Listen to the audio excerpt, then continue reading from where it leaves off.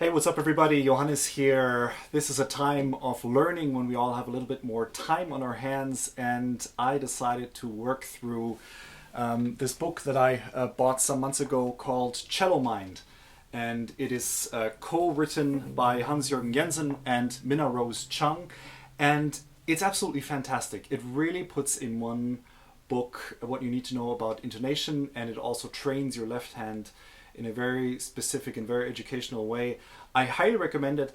I was actually so taken by this book that I decided to write an email to Mr. Jensen and ask him if he would talk with me over Skype.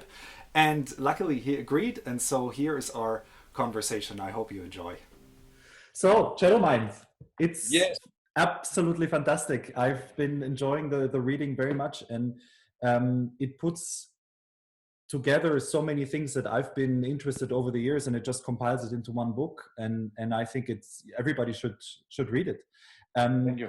I am first of all curious about the title Cello Mind, because of course when you think of all the things that go together in a cellist's mind and into interpretation, it's so many things. And how did you choose to take specifically intonation and specifically these technical exercises and make that your cello man, so to speak? I know in a way there's much more to it, but I think it's important, especially we know so much about neuroscience and how they actually can analyze everything that goes on. So I think the mind is really important to be aware of that. Of course, the big thing is in the end, everything should be totally automatic and we should not think about anything. And sometimes I wish I had known that. That's actually about reading about neuroscience, how the brain automatically anticipates lots of things. And also how having very good rhythm, for instance, also helps the technique. Mhm. So I think talking about mind, it's important in the end, it becomes intuitive. We don't think too much about it. But as teachers, we have to really know what is it, how it all works. But as I say, I only tell the students or speaks about things that doesn't work. And so many times you have people, they don't know that what I teach, for instance, because they never had a problem with it, so I don't talk about it. Let's say someone comes new into your studio. Do you say, here's the book, come back in next semester and you just work through it and you have all No, the information you need? actually, I try not to talk about it because otherwise people get sick of it, you know. So I use it just, when the book came out, I gave one to all my students. And then I had like this year freshman, and if somebody has perfect intonation and have a great ear, you don't have to talk about it, you know. Mm. I think most of intonation has to do with intuitiveness. I remember when my father was a very fine violin teacher. He would always say, you know, the C sharp has to be higher, like saying Rococo. His first variation, dee da dee da. He said, play that C sharp high, because when you play at a certain tempo, if you play it in tune, it sounds actually flat. But to the students to answer the questions, no, I don't sit with cello mind every time. But the few people that had problem with intonation, I had them come in and then go through the book one chapter at a time and explain it to me. And then I try to see how you can use it when you work it in a piece, you know. Mhm. But you want to get beyond talking about intonation. You want to play in tune so you don't have to spend time on it. It's just one of the things that should be automatic. But my reason for writing the book was sometimes when people don't have really great ears, it's hard to teach that. And also it's hard to teach it so it becomes a permanent thing. So I remember a student that I taught came back 5 years later. They were playing out of tune. And I said, why do you play out of tune now? You used to have perfect intonation. So I feel there was one boy, I say in the foreword, he's principal in Fort Worth Symphony. And I asked him, you know, do you mind that I mention you in the foreword? He said, no. Every morning, he said, I go through the sympathetic vibrations and check my ear for 10, 15 minutes, and then I'm ready for the day. Because Wow. maybe his ear is not like, he needs a little bit of training every day. Because somebody said, what about if you learn it? Intonation is the same as technique. We have to train the ear too. Yeah. Now, speaking of people that go into orchestra, we all know that there is an approximate intonation going on in orchestra, and then it sort of has a mix and it comes out as an orchestral sound. somebody that has studied with you and really has thought about the intonation to such a degree, isn't that frustrating for them to then find themselves with people that, you know, play somewhere in the vicinity of the right note? But you know, I remember making a CD with my cello students, and then we did a piece in Baroque style, and we tried to do just tuning. It's so hard. If everybody plays exactly, it sounded really bad. I couldn't. I spent many sessions. It's actually, I asked in the Chicago Symphony some cellists, where do they put the thirds? They say this E on the C string. And somebody said, somebody likes the one that tunes with the G string, that's a just third. Somebody likes a high one. We put it all different places.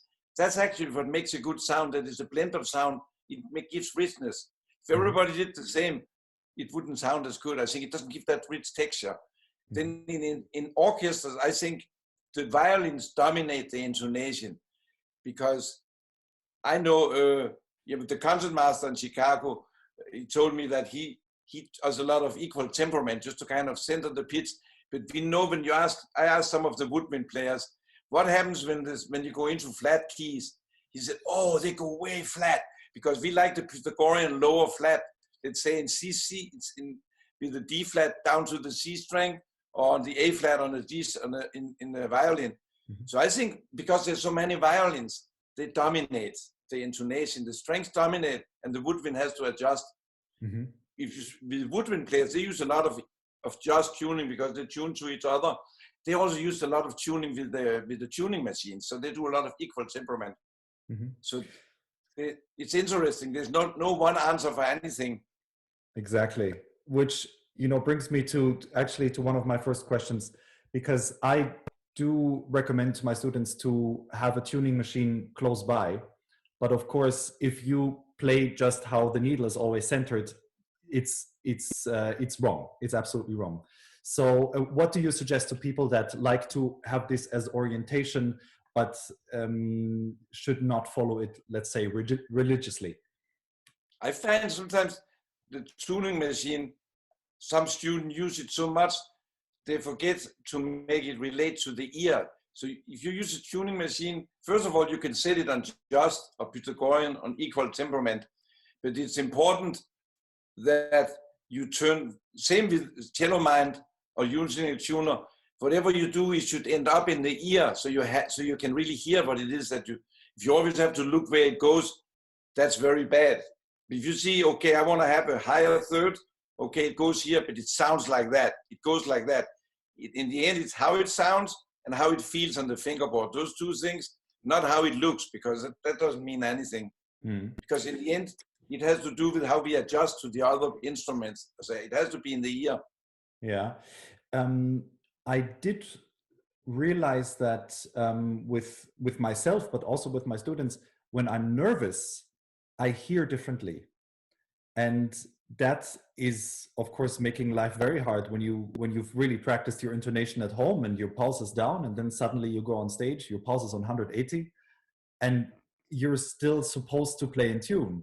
How do you bring the theory into combat?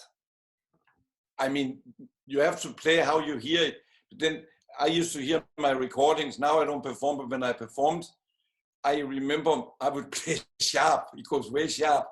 And I think it has to do with your heart pumps faster, the adrenaline. So I think if you know, you have to bring that awareness on stage. So I would remember I heard one recording, and I would have my G sharps be really high, like an E major. It's too high. Even the tonic sometimes goes a little. So I just start being aware on stage of that, and then learning to adjust. I think it's something you can only do when you're in the concert situation. But you could also practice listening to your own recording and then play a little bit sharp and then play a little bit flat. So it has to do with being aware of it, I think. I had one student, when he would get nervous, he would go really, really slow. He was playing the Breville. Yum bum yum bum bum bim bee yum bum bum bim bee. I said, Chuck, I've never heard anybody go slow. He's first-rate cellist. He's not gonna mess up. He go really slow. I mean, that's funny. Most people go faster, and rush a little bit. Exactly. Exactly, exactly. Yeah, yeah. Now, when you make the decision to write a book like Cello Mind, which of course is putting years and decades of idea and knowledge into one opus magnum, shall we say, um, how do you filter? Like, what goes in, what goes out? Do you take everything in? Did you have to leave some things out? You just said you're writing a new book, so maybe there is more material to come. Oh yeah, I think I have a book in my head about sound production, because I did a lot of research into all the physics of sound. And the more I did on that, the more I realized that, so it's all in the ear, of course. Who knows where you put the bow? But it's good to know all the physics of that.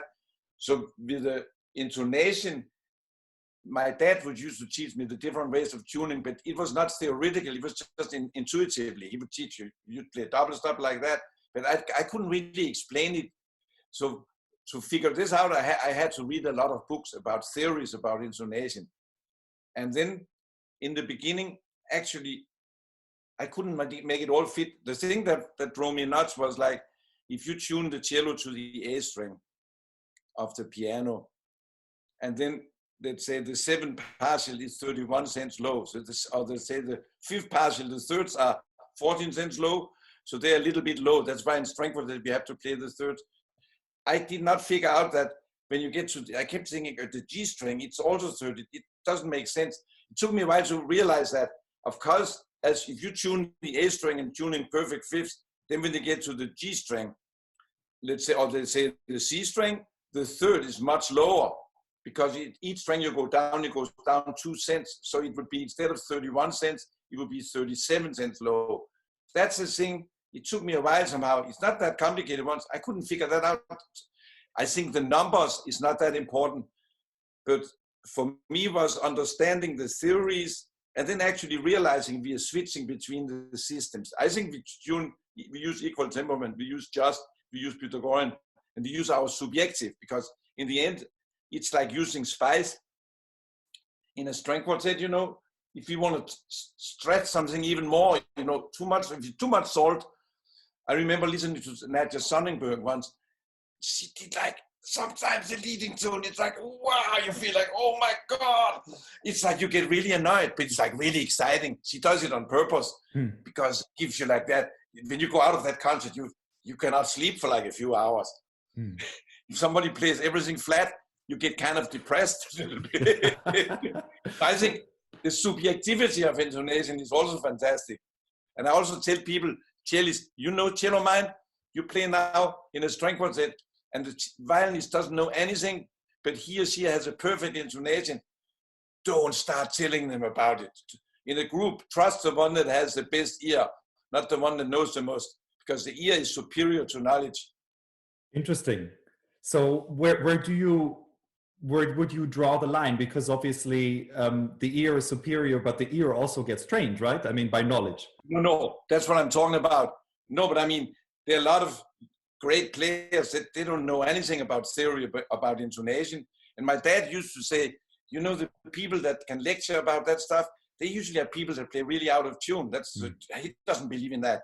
And actually, when I wrote Cello Mind, he was 88 and he was like dying, and I promised to be with him. So I was there for like a week, and we could talk. He just stopped eating. He was ready to go, and he was very happy. Because I told him, I'm doing this book you always used to make fun of. And he said, if you do it, I do trust you, because you used to play in tune. So I think you probably know what you're talking about. But he said, make sure in the end, whatever people do and study, it has to end up in their ears. And in the end, you shouldn't think about it, because it's all instinctive. So it's good to have knowledge and turn it into instinct. Yeah, yeah. The first time, well, first of all, this beautiful thing that your father said. I mean, that's one thing to really cherish, and as a really wonderful memory. Yeah. I remember when I was 9 years old, and I was very proud that I played the Bach suite of the prelude, or the first suite. And it comes to the end, so separate notes. And then when I played the G major chord, I realized, wait, my intonation just doesn't match. So there must be different intonations. And that was the beginning of my journey. How did your journey begin? Was it through your father? That was through my father, but just saying, that, you know, when you play like the melodic tuning, you just have to have the sharps really high and really flat. And I used to teach students, because I teach the same, but now I feel much more confident because I can say why. But I used to say, if you play in the flat keys, you just have to make the flats low so that the open string is a high leading tone, because that's the only way I could explain it. I didn't realize it actually relates in perfect fifth. And then with just tuning, if you play double stop, if it sounds good, it's in tune. But what I see often with students is you have a double stop and they start adjusting the wrong note, because let's say if you play thirds, then the low note is a melody and the top note has to, vice versa, and sixth, the top note. And what I also don't have in the book, but what I was afraid to go into is when you play melodic tuning, the Pythagorean tuning, you can actually tune justly with that. That happens often in string chords, that the violin will play a melodic melody and the chords underneath line up like just chords, you know. Mm-hmm. Okay, so and again, you have a hybrid going on, actually. Absolutely, it goes on all the time. But I couldn't explain it, so it was sometimes frustrating because it's just, you know, it's flat. And it was a student that once said, you know, it's like, I said, it's flat. He said, no, it's sharp. They said, no, it's flat. He said, no, it's sharp. And then I had to go to the library and find books on intonation, because if he says it's flat or vice versa, so then I found books about intonation, but there was no book. I think in German, maybe there's a book in Germany that's really good, but I can speak a little German, but I never got the book. But otherwise in English, there was no book that explains it like in this book. They don't just, it's not explained. And sometimes there was one book, it makes it very complicated. It's really not that complicated. Yeah, yeah. Why do you think it took until 2017 to have such a book on such fundamental basic things? Do you feel like a lot of theory and a lot of teaching is still based on pure feeling and pure inspiration rather than facts? Why do you think that is? Yeah, I think it's like, I think it's because it's I mean, we had Casals' expressive intonation, and I think he's expressive. When he explained it, it's not explained very well, but I mean, he played beautiful, but he just, I think he must have had seen books about Pythagorean intonation, and then he called that expressive intonation. Mm-hmm. But I think it's also the people that play great that don't know about it. They don't really want to be bothered with it, you know. It's like, because, and also there's many ways of doing it. Yeah, it's funny that it's not more explained better earlier on. I think that's strange. But it's also in the Baroque era, everybody used just intonation. And then I go here, I have, because I made another book where we applied Violin Mind. It's called Violin Mind. But then there's something fascinating, because I did not find that when I did CelloMind. I was searching for what is there in the past of evidence for all of this. Mm-hmm. And there's a fingerboard schematic found in Peter Prellis, the modern music master. That's in 730 till 31. And then in this book, you see the two fingerboards. Mm-hmm. Here you have the fingerboard that is like, it is where you have the just tuning. So you have the G string, then you have a G sharp, and then you have the A flat being on top. So the A flat is higher than the G sharp. I could never understand that until I started working, but that's only because in just intonation, everything is relative to the open strings on a string instrument. Mm-hmm. So let's say we tune the B flat on the G string with the D string. Since we have to have a small third, because the just thirds are like 386 cents relative to the piano, that's 400, or the Pythagorean, that's 408. So the difference is, so you have to tune the B flat high because the open string doesn't move. So you have to raise the lower note so that the lowest overtone, the two notes have together, lines up and vibrate together. Mm-hmm. So that's why the flats are higher than the sharps. But it took a while before I got that. And then over here, you have, it's Campagnoli's violin method, from 1797, and he shows the fingerboard where you have the G string, then the A flat and the G sharp. So he has a whole Pythagorean tuning, and what's interesting, he has it all. And the one when I lined up the fifth, I never saw that anything. That's something I thought I invented, you know. And I said, "Wow, I'm inventing this thing. That's exciting." He has it all in here in a different way, but I never saw that until 2 years after I finished the book, because I kept searching. There must be some evidence. So you have here within, and that's like when the composers start writing music where the modulation take place really fast. It's impossible to do just tuning, because the just tuning change for different keys, because you have a different tonal sensor that you tune to. Yeah. But with Pythagorean tuning, you have, it's like the keyboard has 12 pitches. But in Pythagorean tuning, we have 24 pitches, but they're always the same, they never move. So we have always the E in melodic tuning is all the E that is the same as a harmonic E on the A string. It's always the same, and it never changes. So that makes it easy to modulate through all the keys, because we have the same pitches, we don't have to adjust. So I think that's why it changed. But finding that evidence was really exciting. If somebody said, "No, we don't have that, it doesn't exist," I say, "Yeah, here is a Baroque tuning, and here we have the Romantic tuning." Yeah. And then after that, you know, 80 years or whatever later came equal. We had like equal temperament came up. So we have the three systems totally theoretically, and you can explain it, and it's part of history. So nobody can argue about it, because it's just how it is.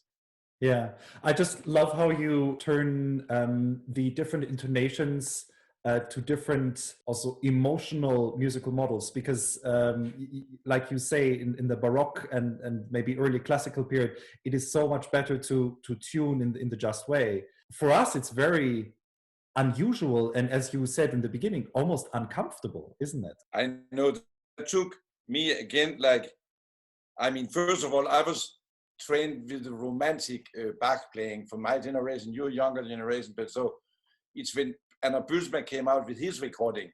At that time, I was teaching in Texas, and then I'm always very free with the students. They can criticize me. Sometimes I play recitals there.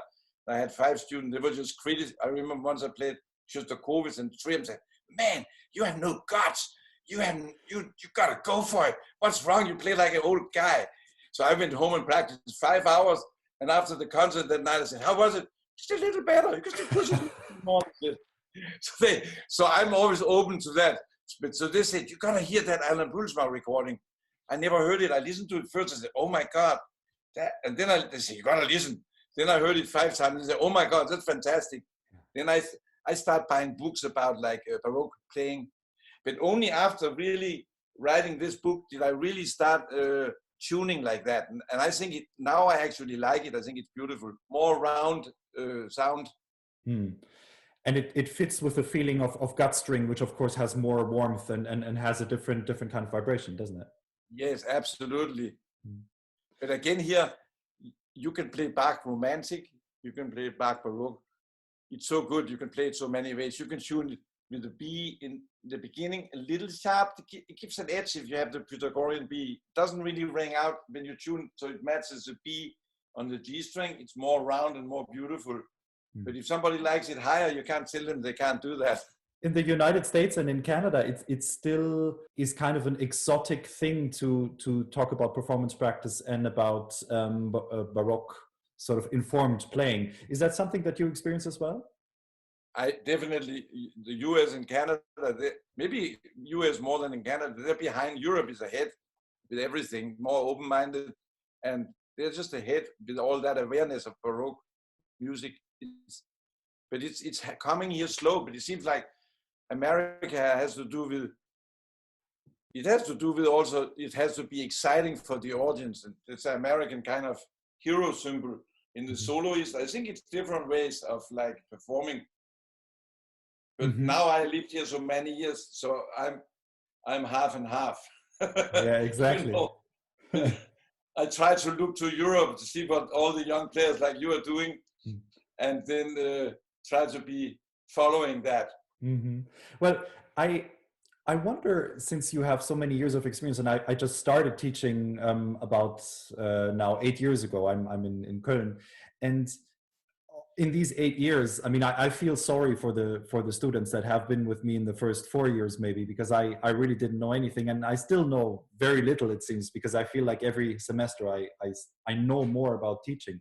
Um, have you felt that there was a similar progression for you? Have you learned always more, and how would you describe that? I feel the same a little bit. If what I know now, somebody asked me, I was teaching in Texas a master class, and then he was watching me teach, and he said, were you as good when you were in Houston? So I said, no, it just, each day you get a little better. You know, that's the advantage with teaching from performing, that you might peak out at 50 or something, or you have to practice a lot. I mean, I know Pinka Sugerman very well, and he plays better than ever. Yeah, But he said he plays the scales every day an hour. He never used to do that. He could do the scales, but he didn't practice. So he said he has to practice an hour. Other people might have to do 10 hours, but he does one, but that's different.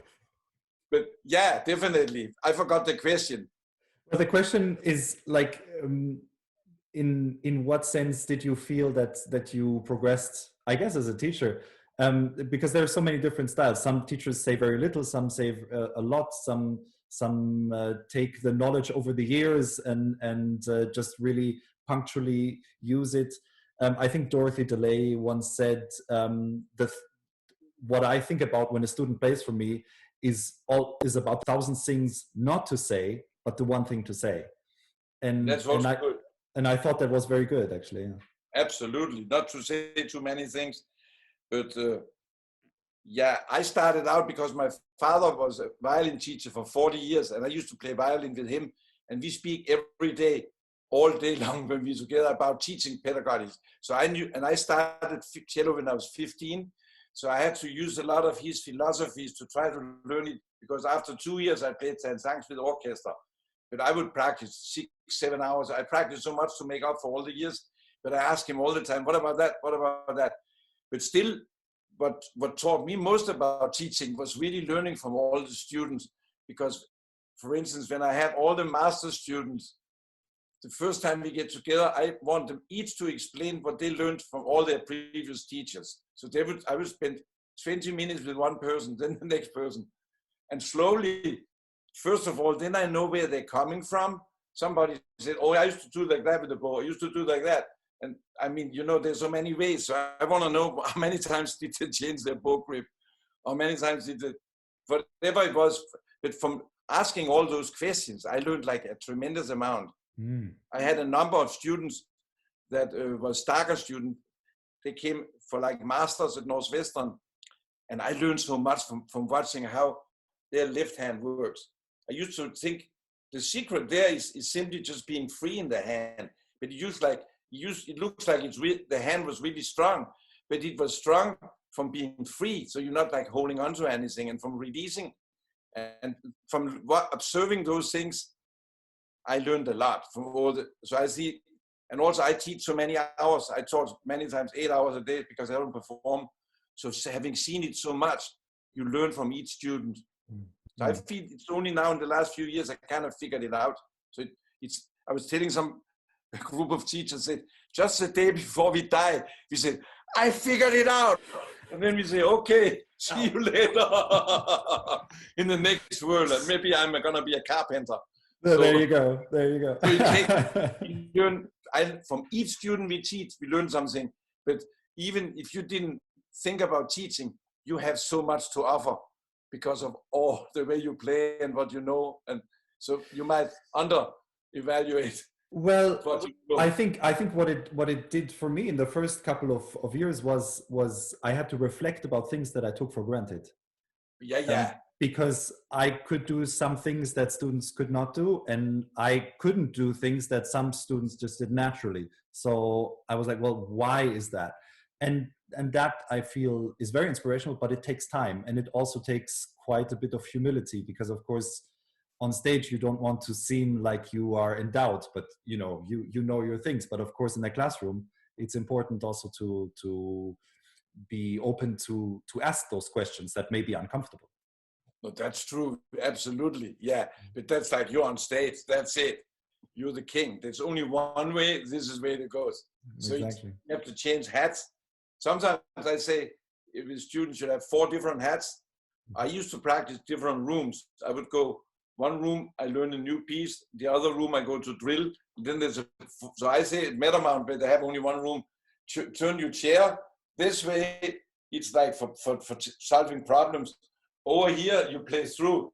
Because I tell the kids in Metamount, they live next to each other. And then a lot of them, they just perform all the time to show off. So I said, just the last 10 minutes of every hour, you can show off, show everybody what you can play. So then turn the chair like that so it goes out the door really loud. And then over here, it's like you put the mute on because it's passages you don't want anybody to hear. So you practice it really soft. There was one kid I taught there, and he was next to Matt Allen, who is a fantastic cellist. And he was learning the Shostakovich, and Matt Allen was playing percussion that summer. I think it was not nice, but in the end of the hour, he would just play through the movement next to this kid that was learning it. And in the end of the summer, the boy couldn't play because he was so intimidated. But I didn't know that until in the end, because I said, why is it like you used to do better at home? But he just practices, and then he had this perfect recording next to him. So that's important psychology of how to learn to deal with things. But the thing of turning the chair in different directions, it's easier to concentrate. So that here, then say, okay, here, now I have to drill hard passages. Because sometimes those kids, they have to practice, if they're under 18, they have to practice 4 or 5 hours a day, and maybe they're used to one, so it's hard to practice so much. So I was trying to come up with different tools to help them concentrate. When with all the knowledge that you can teach and all the facts that you can teach, how do you speak about the unspeakable, shall we say, in the music making? Because that is something that I find very challenging as a professor. Once we've checked the intonation and the rhythm and the form and the harmony and the the overall architecture, to send someone in stratosphere. Do you push them, or do you say, now you're on your own, you have to figure that out yourself? No, I push them. I think that when you teach for a long time with students, you spend the most time, I spend the most time on artistic things in the end, because they figure out all the other things once you've taught them for a few years. And then I think the hard thing to teach is like that people don't always play it like how they are, but that you actually try to change the style of different composers and really learn, if you do impressionistic, or if so you don't put Debussy and Brahms, to have the stylistic difference. And then I think I spend a lot of time, I mean, there are people that are very emotional, so sometimes you have to kind of restrict them, that they have more control, but a lot of people need to put much more emotion into it. I spend a lot of time on that, make them, so they really feel the music and it fits with how they are. So it's not me putting it on them, but it's composers through their emotions. Yeah, I spend a lot of time on that to make it so it makes sense, musical sense. Maybe sometimes I play, if a student is not so musical, I play through the students, but eventually they actually start being able to do that on their own. So I learn as I teach, I try to trap back more and more and more and give the student more and more space, because I used to be too powerful. So then people get addicted to you. They can't leave you because they need you. So I've learned how to give more and more power, autonomous power to the students, so they're in charge by themselves. Teach them methods and how to think, but it's up to them to take ownership, and it's nothing to do with me. But that took me, in the beginning, I was too strong and not, I mean, in the beginning when the student, I spent a lot of time teaching them methods of practicing and working, because they spend 20 hours a week and 1 hour with you. So most people don't know to really, really practice well. Very few. And one of my very best students, I said, you're practicing too much. You don't have to drill that much. If you have it in your head, you can just do it. So spend more time just playing how it goes. Don't sit there and go slow if you don't need to. It's okay to reinforce something, but then play. And then know when you play it through the whole piece, what's wrong, and then fix those things, but don't just practice to practice. Mm-hmm. By drill, you mean reduce tempo, just get every shift right. Is that what you mean by drill? Yeah, depending if it's a shift, if it's like a passage, sad songs, get the so the fingers are very rhythmical. That's good to do some of that, but I said, but you don't need to, because all your fingers are so strong, you practice for years. You don't need to do it because, but I mean, let's say you play a passage that goes fast. If you play it 5 times fast, it's better to play it 3 times slow, and 1 time, and then 1 time fast. I say, if you do it 3 times, just 2 times slow, and then in tempo. Because if you just keep to going fast all the time, you start losing the control. So the slow practice is important. It's just the right balance of the two. Mm-hmm. It's like with the shift. If you miss a shift, it's amazing. If people just really do a couple of times and really hear the pitch in their head, and then they can just do it. Most of the time, I think people waste too much time shifting, because if they really know, this is my position, be really clear where you are and how it feels, and then really hear it in the ear, then the shift is not a problem. But they spend so much time back and forth because they don't know where they're going. And then you make your technique insecure by spending too much in between. I say cello technique is you play a note or 2 notes, then you shift to another place and you play. So it's all, but if you really know your positions, how it sounds, how it feels, moving there is not that hard. It's just my experience over the years. I spend a lot of time on that and not so much on the shifting. Now, when you talk about that gives you insecurity, that probably also means that you're referring to what is going on in the brain, that that synapses are being wrongly connected to the wrong things, and then suddenly the brain in the combat doesn't know what to refer to, I guess. Absolutely. That's the thing when you encode. But I'm reading a book now about error correction. How when it's in like when you in aviation and in like people that have become surgeons, they have to learn to deal with errors, because errors is an important part. And this book, I think Richard Panus, I think he's a European music psychologist, very, very clever. And I'm trying to dissect this book. I spent the whole week because I'm trying to do, how can I do that better? Because we are also dealing with that. I think there's also the thing, you learn something without errors is also good. So because most of the time people play too fast and they build all the errors into it.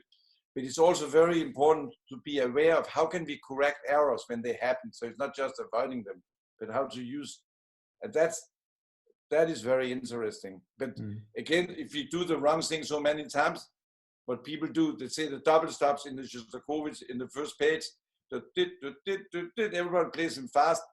And in the end of the year, they're still out of tune. So with that, I'm very fanatic. I say, play 1 double stop, play the next. Bop, I've used the thumb, bop, bip, just do 1, dip. No, first of all, they go bop, bop, bop, but say, if it's not in tune, play this one, know where the 5th goes, bop. And before you play the 5th, make sure, it's like in a piano, you set the shape before you put it down. So if they do that slow, tap, dip, now the next, dip, dip, but sometimes I have to then dip, dip, dip, dip, and go back and forth, just doing that really slow. I find sometimes in 1 week, they can play those double stops in tune, and then you don't have to deal with all the problem of having done it wrong so many times. Yeah, I feel that when I warm something up again, like Dvorak or Shostakovich or Haydn, that I constantly am battling with my younger self. And if, well, especially with Saint-Saëns, which I played as a teenager, obviously, you know, I find that my teenage self suddenly comes up again. So shoulders are up and the thumb is like this and the fingers are like this instead of this. So, you know, I get memory of myself. That's very funny, because I remember same thing, changing my technique, changing into new, and I go back to the old piece, and suddenly all those old habits come right back. So I use that as a teaching technique. I say, let's learn these new habits on a new piece. Now let's go back to your old, take 2 old pieces and let's try to change. Because, so you do that consciously, because that's important, that you encode it into something that you already knew. Because when you bring it back, now you're going to confront the old self and the new self. Yeah. Yeah.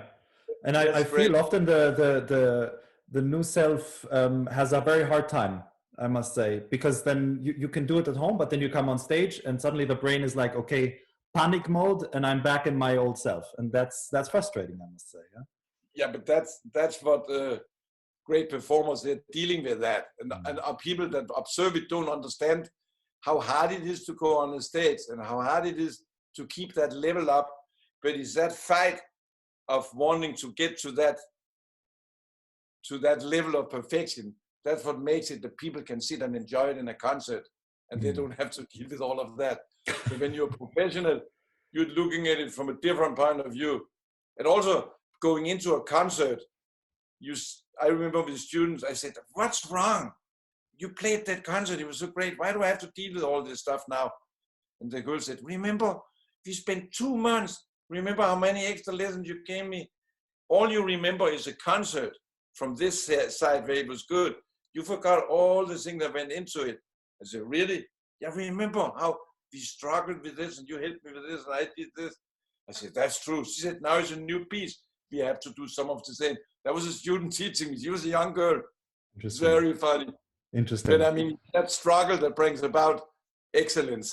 Yeah, absolutely. One last question. You have a wonderful co-author here in this book, which is, I think, a former student of yours. Oh, yes. Mina Chung, yeah. She's fantastic. In the new book, are you also collaborating with someone else, or is that... I'm collaborating with Ulexa Maisik. He's a doctoral student here. He's from Canada. He's a brilliant guy. And we are like, we are reading every article about music psychology, and we read like many. I told him we have to read it now so we know, because I know what I teach, but I want to put it inside a system of scientific discoveries and what we know. But in the end, I said there's like several, let's say, there are many theories about something, and one has this and one has that. And in the end, I said we can say what we believe in. It's okay to show also what science says, you know. Yeah. So by starting science, I feel we can do it a more elegant way of explaining things. Well, this is absolutely amazing, and I'm recommending this to all the cellists that study with me, and certainly all the cellists that I meet in masterclasses. So thank you very, very much for enriching our cello lives with this wonderful writing. It's really amazing. Okay. Yeah. So happy to talk to you. Yeah. And you. Yeah. Thank you. Thank you so much for your time. Thank you. Yeah. Bye-bye.